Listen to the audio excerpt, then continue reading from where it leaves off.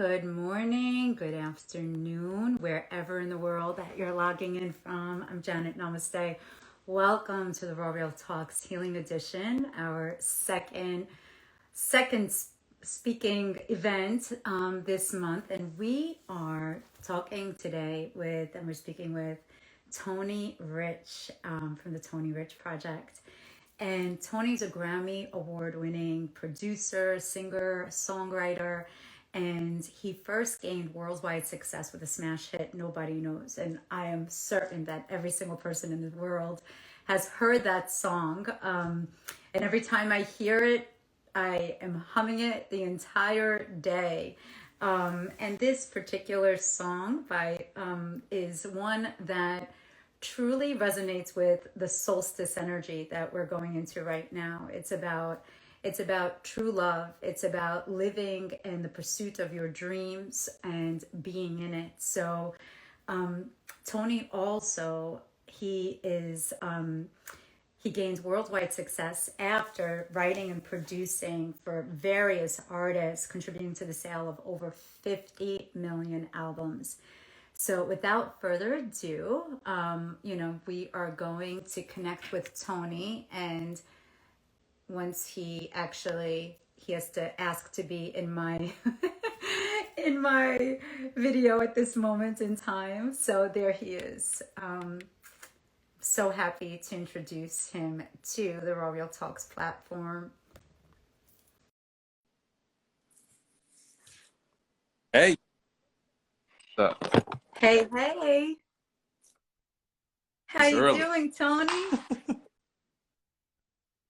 Well, it's late. It's late in Asia, okay? But I'm so happy that we're connecting today because of all the days. It happens to be on solstice, which is here on the northern hemisphere is the longest day of the year. It's when the sun shines, that's out and bright the longest. And then after that, the days get shorter and shorter. But of every single day that we could have connected, Yep. It happens to be even vibrationally the number 3 day, which is 21 equals the number 3 day, which you and I know number 3 is our favorite number. 3, 6s, and 9s. Exactly. So number 3 actually is the essence. Numerologically, it is ruled by the planet Jupiter, which is the planet of expansion, of lucky blessings, and of truth. So doesn't that, that completely resonates with the essence of who you are? Because I had the privilege of knowing you for the past, year and a half or so. And you just resonate and radiate all truth, creativity, expansion. And we're just happy to have you here today. Just sitting here. Oh, go ahead. We're gonna what? No. I usually have my headphones in, but can you hear me all right? Perfect. So if you could tell our viewers a little bit about yourself and about, because I really want to delve into the pursuit of dreams or living your dream life, because the energy of solstice is all about purification as well. It's purifying of what no longer serves. We're letting go, and we get to really be out there in the sunshine in a sense. But when you're out there in the spotlight with the whole world looking at you, and there's a lot of maybe insecurities or methodologies of thinking that you have to go on into your Dharmic path. So how did you actually get on your Dharmic path of your dream? I think the way that I sort of, not even sort of, I think I directly did it. I just don't think at the time when I was at that age. So visual art was my thing since I can remember, far back as I can remember, because my father would draw pictures all the time. So I would see him drawing all the time. And my brother Joe and I always felt like we look like our father, so we do all the same things that he does. We were mimicking him. We just felt like whatever he had, we had it. And so I think I was around 9 years old when I started having this getting that feeling that music was that expression, that I had the ability for that expression. I think I was around 9 years old. But it grows from there. My mother had a very unique way of being supportive with her actions as opposed to her words, whereas my auntie Lynn was very verbal and encouraging you. Like, she always made us feel like we could do whatever we wanted to do. And then my mom was the one sort of like breathing more air into the wings, you know. So they were, and I don't think they were doing this jointly, you know, on a conscious level. I just think that's just how it was. And I went from art to starting to dabble with instruments, and it became a thing where I think when you start, I think you start having a tingling of a dream, and then you start to formulate in your mind. You start getting Yeah. these visions about it. But for me, the visions were not like refined clay. It was just like sort of like the, the sort of the core of it. And then over time, as I start to get better at playing instruments and writing songs, then it starts to, the vision becomes more clear, you know. But in starting out, it was all about me paying attention to what my desires were and what my interest was, and I just started to feed that. So while other kids that were my age were outside playing, I'm inside learning a new piece of equipment. You know, it just sense. If my interest is here, then I need to do this, because I used to play sports just like every other kid that played sports. But once I started to dabble with music, I was inside a lot. So that's how I started. It was like I had an interest, and I just feeded that interest like with all the energy that I had, and then I had the support of my mom and my aunt, and so it you know, it took on from there. Yeah, but were you always musically inclined? Was it something that, do you have like ancestors that are there that are, wasn't your father like was he an artist or was Both, he a and musician as that's well? also the theater actor. And so what was amazing was that my father never, or nor my mother, they never talked about my father being a musician. We all knew that he was a visual artist because we would see everything. But as far as with the music, no. Yeah.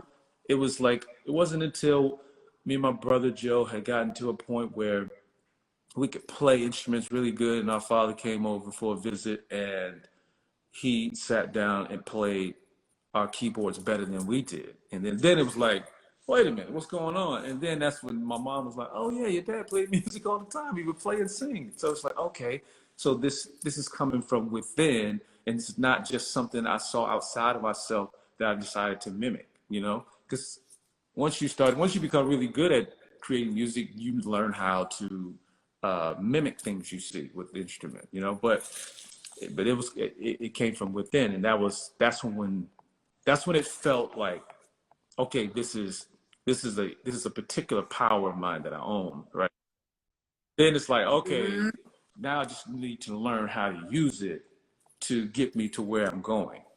And that was the start of it, when I started to really like, oh, okay, I'm going to be this is what I'm going to do. Like, I'm this visual artist, but I'm also a musician, but I'm gonna start with this music thing first and establish that, and then I'll do the rest of whatever I want to do over the course of a lifetime. You know what's interesting? It's like nowadays with social media and everything like that, there's so and the internet, like when we were kids, we didn't have that, right? We didn't have like things to like when I to research in a sense. We would have to go to the library. We would Right. have an encyclopedia to research. We didn't have like the luxury of just Googling something and then quote unquote mimicking in that sense, right? So it's, how times have changed.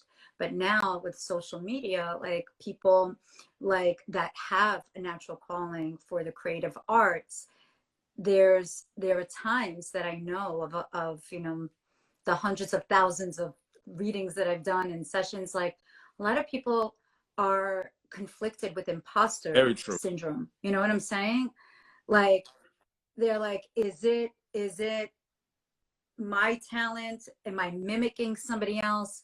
Am I, so it's like, how do you know if it's that it's coming from within, or it's something where Oh yeah, see, It's an inspiration. I found over time, I figured it out at some point because it's sort of like whenever I would finish a music project, like an album project, I never felt, always had this, my body temperature would rise, right? I would get really, really hot, right? Not even a nerve. I used to like, what is that? Like, what it is that I would get to this point where when I was done with something, I would feel completely fulfilled that I completed the project. It was all about starting with song ideas to that Hmm. shrink wrap CD. When I got to that point, I was like, I'm done. I could feel great about it and not even care if I sold one record or not. But what happens is when that would happen, it's like I noticed that once I started going through the process, and every piece of it was so important to me, and then I would get to this point where it's like the fulfillment, you know, you go on from there, and it's like, but I think now I'm trying to think what your original question was. Uh,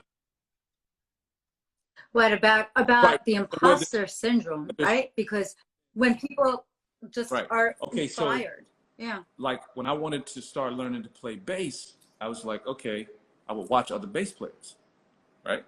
I would just watch them. Oh, that's what they're doing. I do that. Okay. But when it came to songs, like songwriting, I was like, that had to come from within. To listen to someone yeah, else's song and say, oh, I'm gonna write something like that felt like cheating because now you're not originating now. But here's the right. thing: Quincy Jones said something really interesting. He said, all the good notes are taken, which they are, right? So one of the unique things about being a musician and a visual artist is that you are working with music, you're working with, and art, you're working with limited amount of resources. So there's only 12 notes. They just spread out octaves. And so you have keys, notes, limited. Nobody's creating new keys and new notes. And the thing about it is you have to, your originality and what has to come from within is how you use those notes and those keys to create this as unique as you can make it. Because you can take 100 songs and they may all be using the same chords, but just in a way, a different tempo, shifting it, Right. change the key, whatever. But you're working with some of the same materials. And that's why some songs can sound very similar. But I think the thing is, if you're going to be original about it, as like when we were talking in class, what is it? What was it was one of the first slides was creativity. It takes a lot of courage or requires great courage. And I always say that you'll start to notice like on radio or whatever, when the music starts to sound like it's lacking creative courage. I've always said that. You got to have some courage in your creativity. That's when you're pushing the envelope, and that's when you're creating this sort of like force forward in the evolution of music. By the way, the class that he's mentioning about the quote about is Yeah, is the Art of Success 8-week course that yeah, Tony's taking with courage. me. So um, yeah, that was a Henry Matisse quote, but it's like Mm, utilizing, it's like the remakes in a sense, like Marvin Gaye's Sexual Healing to like the song that oh God, I can't even think of him right now. I hear the song in my head, but utilizing those chords from like that type of era to like even yeah, hip hop, they're putting it in right now. But it's the way that you utilize those chords. But that's the same thing right, of with words. There are just there like a certain amount of words or syllables or vowels or letters in an alphabet. So it's the way that we are utilizing it in our own, being that medium, right, being that muse, right. and putting it out there in the world. It's not.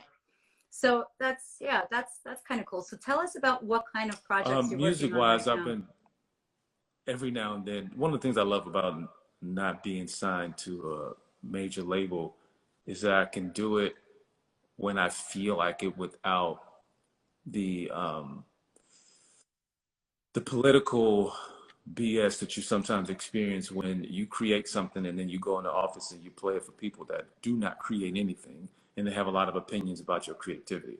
So what happens, I love that I could just Right. do it at my leisure. So I said, okay, well, I want to do 2 new Tony Rich Project records, right? And I just started working on it. And I built it over time at my own pace. And then I started, in the midst of doing that, I started working on some music that it's no singing or whatever. There's some vocal sounds, but it's just like this meditative type music that I thought was cool. And I've done about 6 of those. And so I started running with that. But outside of music is also, I've been doing, building my art business. So I have a lot of work that's done, more than I'm working on. Yeah. And just to keep that balance, because that was always my agenda, was to do music first and then do art and then photography, and just that was my retirement plan. My retirement plan was more so like, what am I going to be doing creatively when I'm 70 years old? You know, in addition to music. So those are my projects. I love doing both, and sometimes I'm literally at my workstation and then painting, going back and then I take an occasional dip into the kitchen to cook something, but that's usually my flow, you know. Yeah, and you're a vegan too, but I I heard am, that you're an it's true. amazing chef, amazing vegan chef. Yeah. But that's part of your art, you know. I love cooking. I love cooking. For me, it's also I a agree. form of meditation as well. It's right. It's being one, being one with the I love garlic, being one with the service. veggies, being one with the soup, being People I love, and yeah, um, yeah. my daughter was here last week, and she says, "Dad, you still eat last?" I said, "Yep," because she teases me about the fact that I would cook for everybody else and I eat last. But my mother did the same thing. I was always like, "Mom, how come you're not eating?" She says, "I'll eat once I'm done feeding y'all," and so I do. I just do that with grown folks. That's funny. I do the same. We do the same here. It's definitely because there's something about that divine feminine energy that, especially when you're an Yeah. artist, you have the divine feminine and you're balancing the divine masculine as well. You know, it's the inspiration that you get in and then putting it out in the world, utilizing your masculine. But that's the same thing as when you're cooking, when you're creating. It's like the divine feminine, you're doing that, and then there's this beauty of like tenderness to your heart when you see the ones that are enjoying Yeah, the it's masterpiece in a awesome. It's sense, you know? funny you say that, because Right? with me being raised by women and always seeing like my mom and my grandmothers, my aunts in the kitchen cooking, right? And everybody that's on the receiving end of that food with that smile on their face, and they're gonna lay down and get a good rest and nurture. And it's like, I was like, yo, that is definitely, I would have to admit that cooking is the expression. Like I feel my mother and my grandmothers when I'm cooking, right? So it's just like I get my, that's part of my female side, is to do that and nurture. Even when the way I look after my kids, especially 9, with him being the youngest, is that I want him to see that, hey man, these are the things you can do when you love people, whether you male or female. Cook, clean, you know, um, do all the domestic things, take care of home. And that's another thing I see it as too. It's like when I'm cooking and when I'm keeping my place always looks like nobody hardly lives here because of, OCD and things, whatever. But I also see it as a reflection of the areas of my life. So if everything is neat when you come in here, and then you go in my closet is like chaotic. Okay, that means I got some issue in my life that's chaotic that I'm hiding from myself even.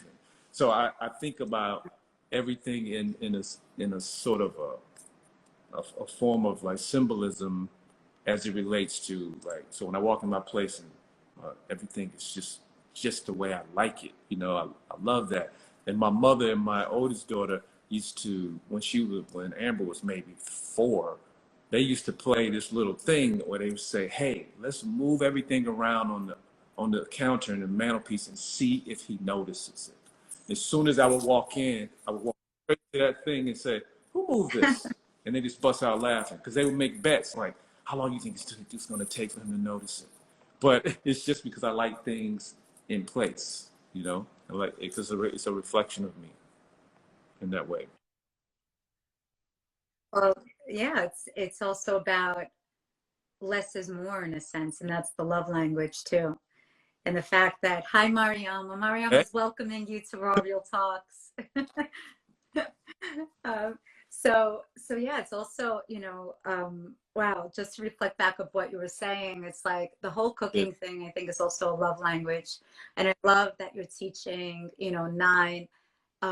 Doesn't matter if you're masculine, if you're feminine, whatever, however you were born, you're perfect. And to embrace the love and to show people, just being truthful. Like it's even the way that you treat your family members, you treat your friends that way too. yeah. It's like I teach my strangers. son. I teach him to that he can experience and feel and express um, every emotion there is, right? So he will see me. I tell him, listen, you don't get my love without the discipline. You don't get the discipline without the love. I'm like, yo, it's okay to cry. Um, it's okay to laugh. Like, I don't mind you laughing it, but at some point during the night when it's past your bedtime, just get quieter, right? So my whole thing is like just showing him, supporting who he's becoming, who he's creating, without spirit, right? Because you, Yeah. and I said, listen, I only discipline you because I love you. You know, I wouldn't correct you if I didn't love you. I wouldn't correct you ever. I was just like, hey, go ahead, do whatever, crash and burn. But and that's the beautiful thing about when you care for people, you're just naturally going to, if you see them heading in the direction of danger, you just naturally, your instincts kick in to prevent that from happening. But you can't always save everybody. No, you can't. And you can't save the ones that are not asking to be saved. You know what I mean? It's like their own, they have to be open to receive that. And it's also the archetype of the mom and the dad. Right, Like, right. you know Yeah. my archetype.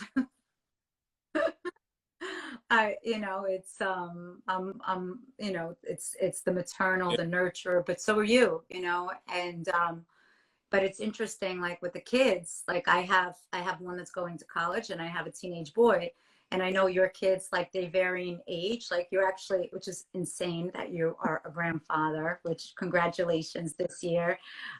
So segueing into fatherhood, happy Much. belated Father's Day.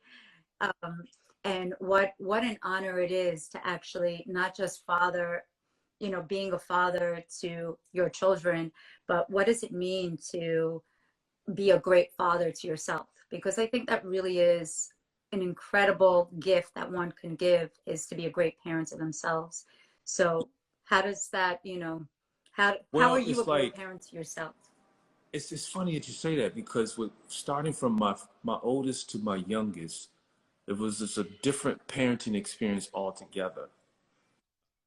With nine, Mm, I learned a lot about my parenting abilities overall because I tend to do that with my children and family members and friends that I'm really, really close to that I love. I have this, I start to notice, like, yeah, I have this very protective nature and nurturing and patience. I have a lot more of what is needed to parent, right, than I ever did.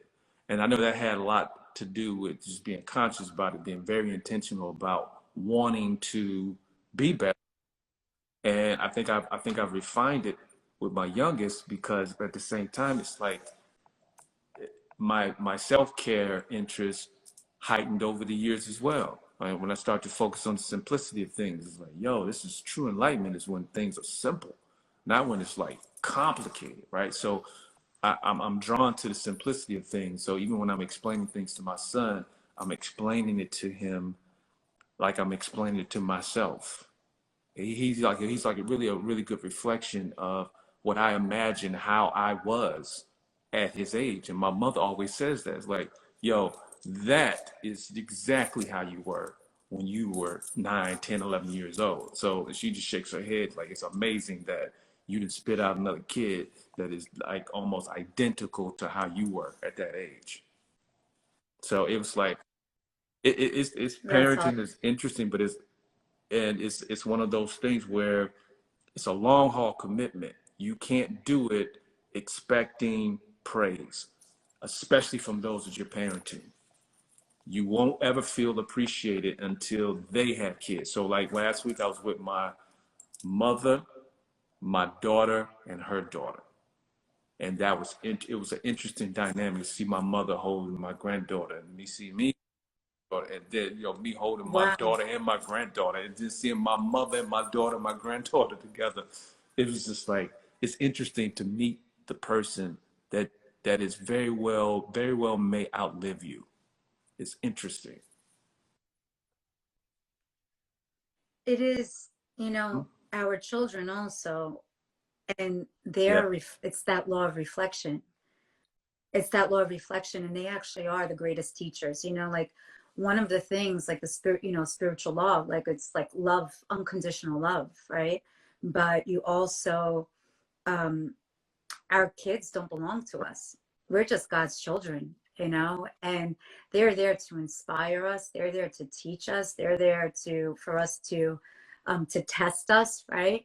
Um, but it's, one of the greatest gifts is, not just being a great parent to yourself, but even to see what you saw, like your mom, your daughter, and then your grandchild. Like, I mean, this is 3 generations. Like, that's pretty surreal.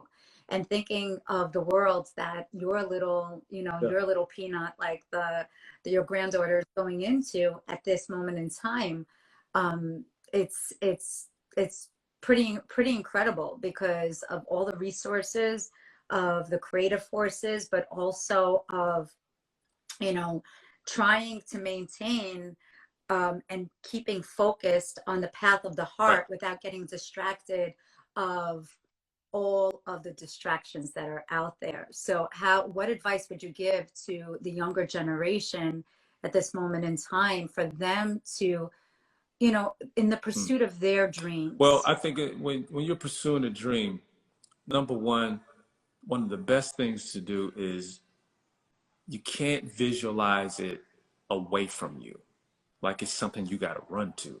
You It's something that's within you that you Yeah, just got to realize. So I always focus on the what and not the how, because if you focus on the how, you're going to mess it up, because you're going to think of details that don't even matter, that you have no control over anyway. And so that's the advice I would give. It's just to go with it, like, because like pursuing it and living it is two different things, because once you get not what you thought it was yes, going to be, it's going to be different. So you have to be able to adjust, and you have to know that it's like fluid paint. It's going to move around. It might shift a little bit, but stay focused on the fact that it's within you and carry it.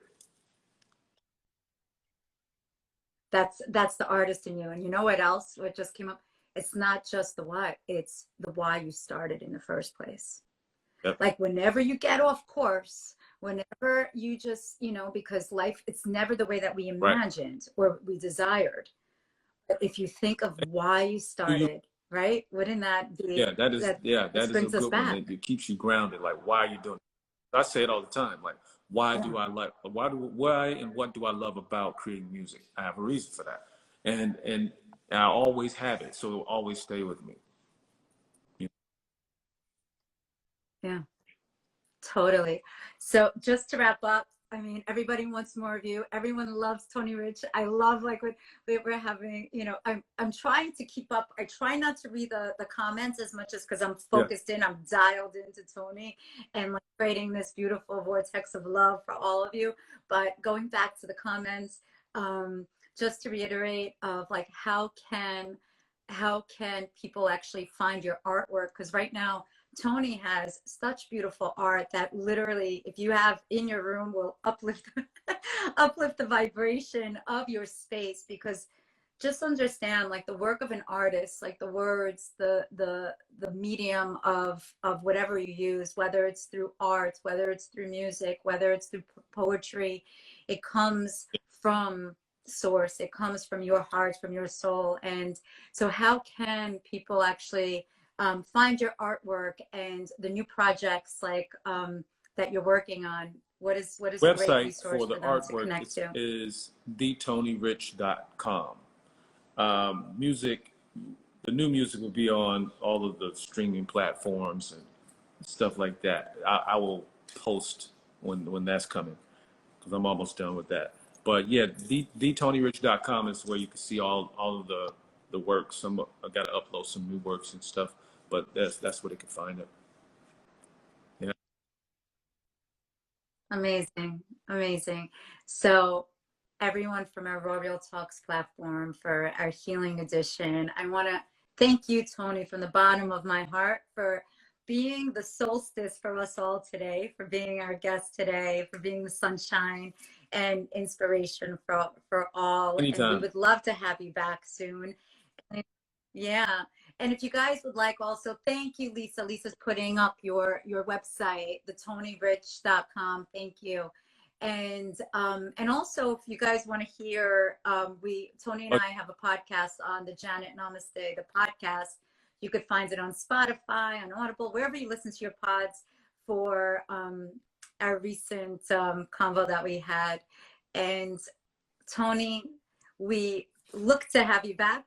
Please come anytime and share your divine masculine wisdom with us all. And thank you so much. Thank you.